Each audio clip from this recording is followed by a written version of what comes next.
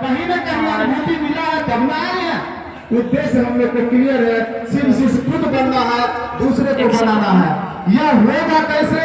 श्रावण संगोष्ठी में शरीर छोड़ने से पहले बोल के गए, यह होगा आपको सिर्फ मन में एक अस्थायी शिष्य भाव पैदा हो जाए, सिर्फ यह बात मन में ठहर जाए कि शिव मेरे गुरु हैं, यह बात सिर्फ ठहर जाए, आप शिव के शिष्य हो जाएंगे। लेकिन यह इतना आसान विधि नहीं है, इसीलिए साहब ने कहा है अपना अनुभूति किया हुआ 3 काम करने के लिए कहा कि हम इसके लिए करेंगे क्या? अस्थायी शिष्य भाव आने के लिए दया मांगेंगे अपने गुरु से। दीदी एक प्रश्न पूछना चाहूंगा, आप लोग मन ही मन भी जवाब दे सकते हैं। हम लोग गुरु की दया की याचना क्यों करते हैं? हम लोग जो हे शिव, पहला काम बोले साहब शिव शिष्य बनने के लिए, हे शिव आप मेरे गुरु हैं, मैं आपका शिष्य हूँ, मुझ शिष्य पर दया कर दीजिए। यह हम क्यों मांगते हैं, इस बात को हम लोग को भाई बहन समझना होगा। हम लोग धन संपत्ति के लिए नहीं मांगना चाहिए, ना मांगते हैं। साहब ने जो भी 3 सूत्र दिया है सिर्फ एक चीज के लिए दिया। मैं आने से पहले ही कहा हूँ, साहब का उद्देश्य था कि अपने गुरु से दया मांगिए। किस चीज के लिए मांगेंगे? शिव शिष्य बनने के लिए। अमूमन लोग पेट दर्द ठीक करने के लिए, मकान बनाने के लिए, बेटा का शादी के लिए, सब चीज के लिए दया मांगते हैं। मांगे कोई ऐतराज नहीं है, गुरु है तो संपूर्ण जवाबदेही।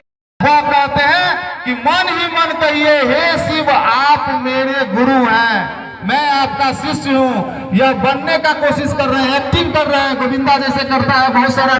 भैया बोले ना 3 सूत्र करते रहिए तो आप शिव शिष्य बन जाइएगा निरंतर, उसमें समय लगेगा।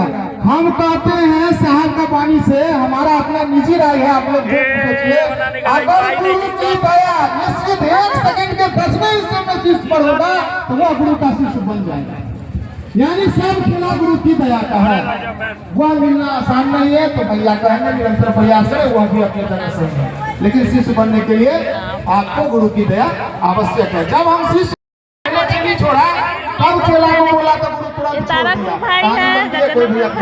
यानी खुद समझना होगा कि हम शिव शिष्य है, तब दूसरे को शिव शिष्य बना पाएंगे, चर्चा कर पाएंगे, कह पाएंगे। तो दूसरा काम भी भैया बोले ना 3 सूत्र करते रहिए तो आप शिव शिष्य बन जाइएगा निरंतर, उसमें समय लगेगा।